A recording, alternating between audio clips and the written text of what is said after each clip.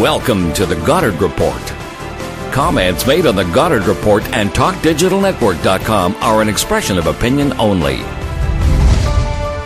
Here is Jim Goddard. My guest is Sharon Noble, Director of the BC Coalition to Stop Smart Meters. Welcome to the show, Sharon. Thank you, Jim.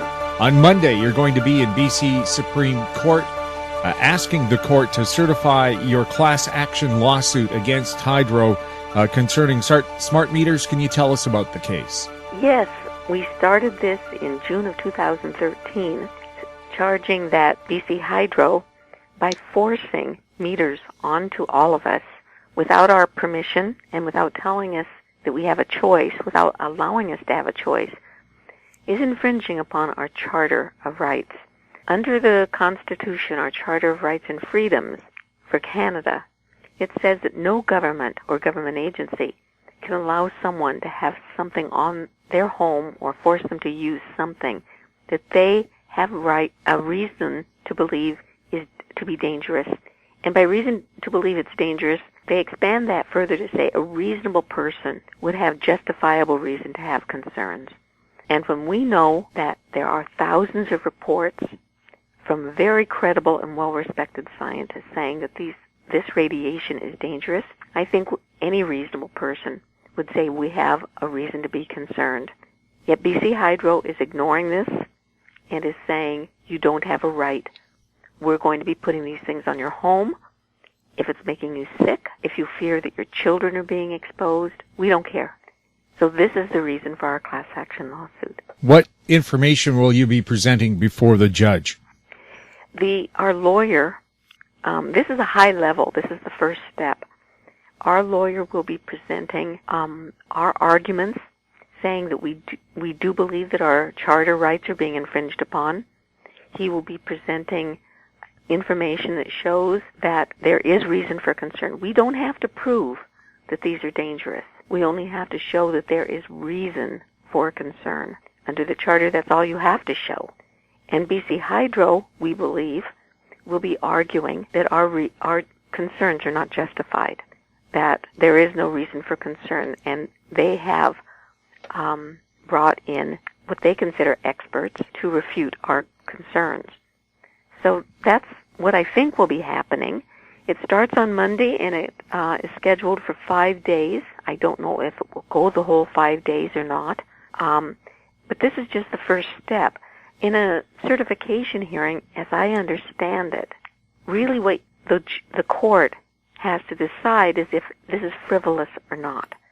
If there is justification for it to move forward, and if this is refused, I would be amazed and appalled because there are so many concerns about the health issue.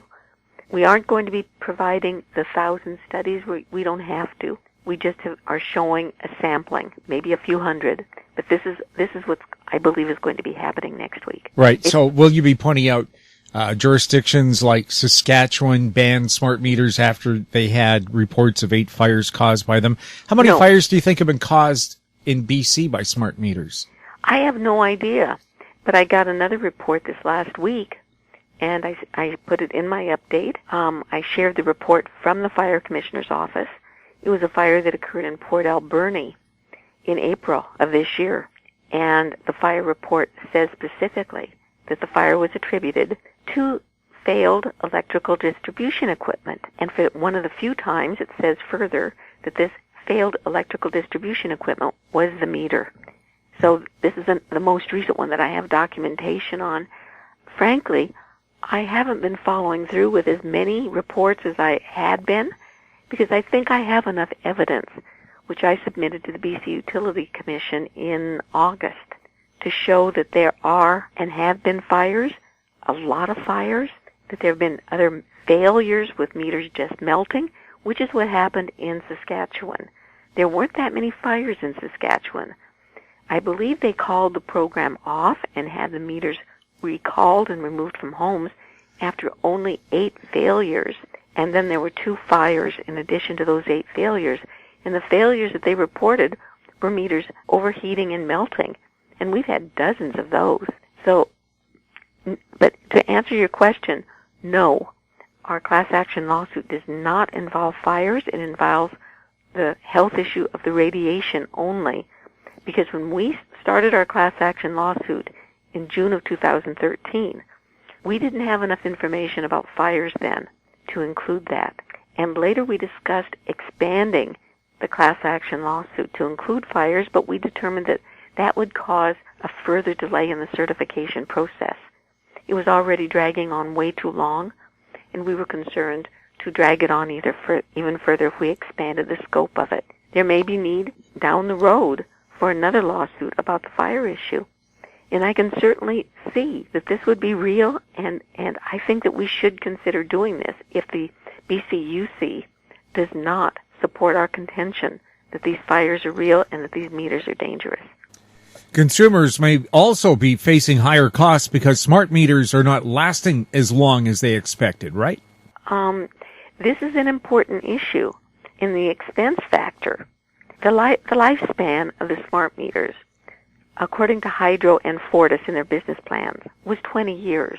The costs were amortized over 20 years. Early on, it was evident that the lifespans would be far shorter. In fact, I provided information to BC Hydro and to John Horgan about the fact that the industry is saying it was closer to 10 years. But now we have information from the industry in the U.S. Congress a couple of weeks ago.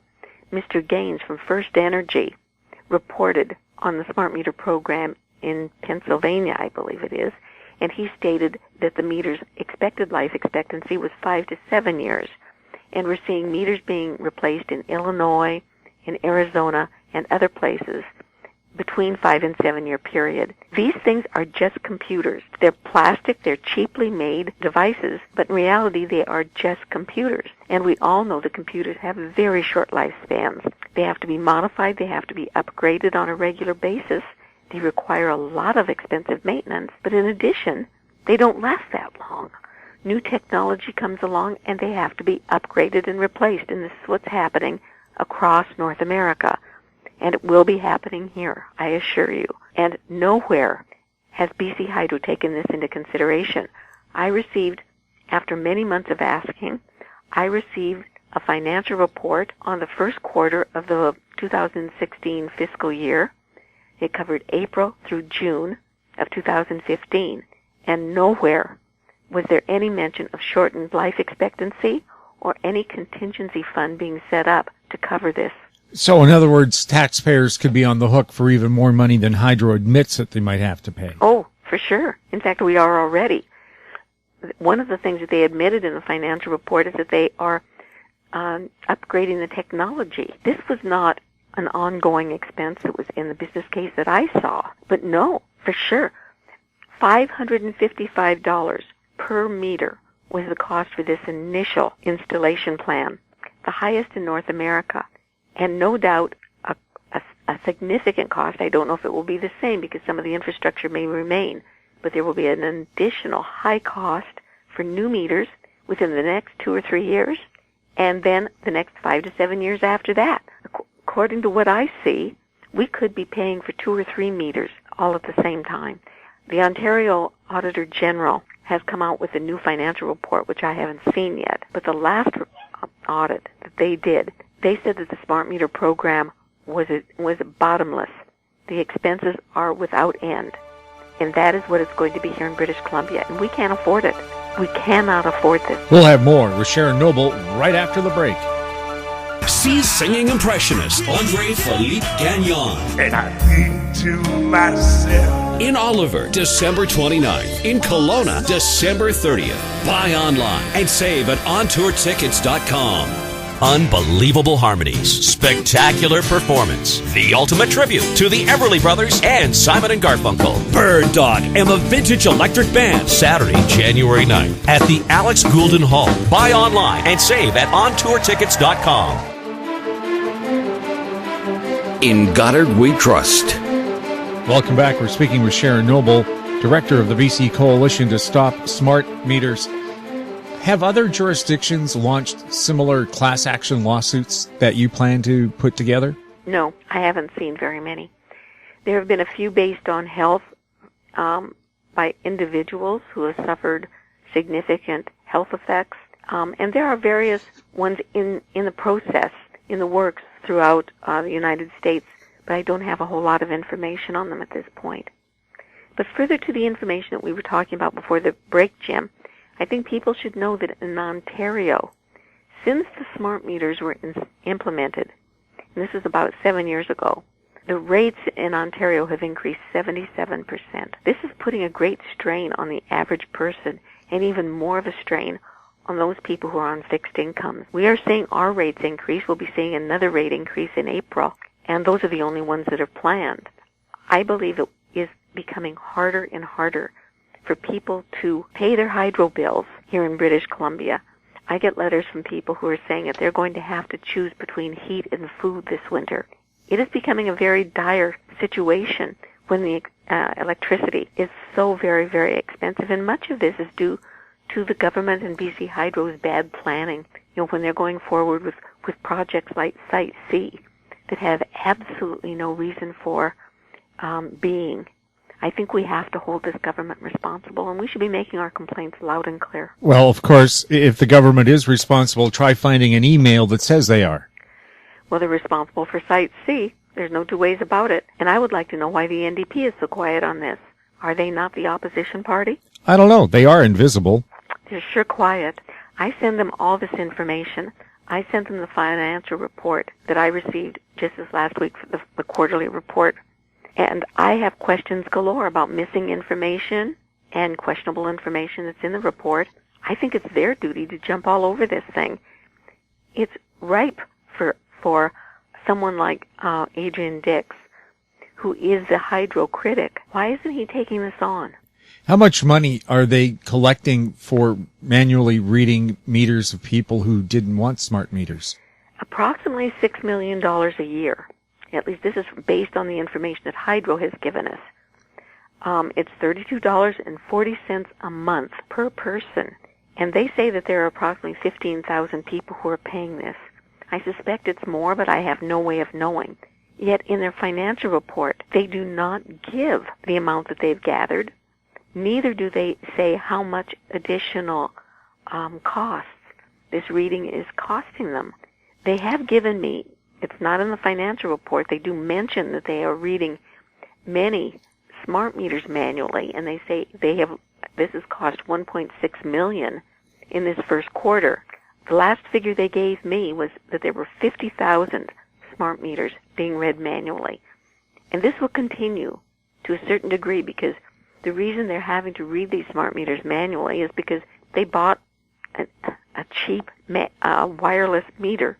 Many of these meters are in apartment buildings, in electrical rooms that are concrete, underground, and these signals are not strong enough to reach the collector outside, so these meters are going to be read manually. If they had gone the wired route, which is safer and more secure from hacking, especially, and has no radiation, these meters would not be read manually. Also, many people are out in the country, far from cell transmitters, and even though they know these smart meters aren't going to be read, both Fortis and Hydro are putting smart meters on people's homes. This is stupid, but these are also ones that are being read manually. And until they have a cell tower that can capture the meter, the signals, these will continue to be read manually. And if they are spending $1.6 million to read 50,000 smart meters, how can they justify collecting so much more money from the far fewer legacy meters that are being read manually? But none of this information is in their financial report. I raised the question, I wrote back, I sent it to Adrian Dix, and I sent it back to the BC Utilities Commission. There is no information available. Former ABC anchorman Ted Koppel has written a book called Lights Out about the cyber attack threat to our electrical system. Are smart meters part of that vulnerable part of the system that can be hacked? Yes, they're critical. They're one of the key components. They are the ones that are wireless and connect to our homes. If this grid is broken, it will get broken right to our homes through these wireless devices. It's very easy for a virus or an attack to get into this system when it's wireless. And this is what he's reporting, and this is what the CIA, Home Security, and Canadian CSIS are warning about. Our system is very, very vulnerable. And again, in the financial report, there's absolutely nothing that Hydro is reporting that they're doing to make our system less vulnerable. As Ted Koppel has said, when this happens, not if this happens, when this happens, the lights will be out for months on end. So people had better start thinking about going off the grid. They also better think about stocking up on necessities like water and food and things like that. But when you think about it, we're going to be in a sad state when this happens. So much of our economy rests upon having electricity. We can't get water. We can't get food. We can't get gasoline. We won't even be able to get money because everything is tied up electrically. Sharon, can you tell us if there's any website people can go to find out more about the class action lawsuit and your concerns about smart meters? Yes, the main information on our class action lawsuit is www.citizensforsafetechnology.org. They can read the submissions that our lawyer has made on that site, and they can join the class action lawsuit if they wish. Our other website is www.stopsmartmetersbc.com. And on that we have information about the fires and about cybersecurity and about our costs. Sharon, thank you very much, and we'll be following that court case and its certification action. Thank you very much, Jim. I appreciate this very much. My guest has been Sharon Noble, Director of the BC Coalition to Stop Smart Meters. You're listening to the Goddard Report on TalkDigitalNetwork.com. Find us on Twitter at TalkDigitalNet. Our popular YouTube channel is Talk Digital Network. Comments about the show can be emailed to info@HowStreet.com. I'm Jim Goddard. Comments made on the Goddard Report and TalkDigitalNetwork.com are an expression of opinion only. The Goddard Report is available online and mobile at TalkDigitalNetwork.com. The Goddard Report is a production of How Street Media Incorporated.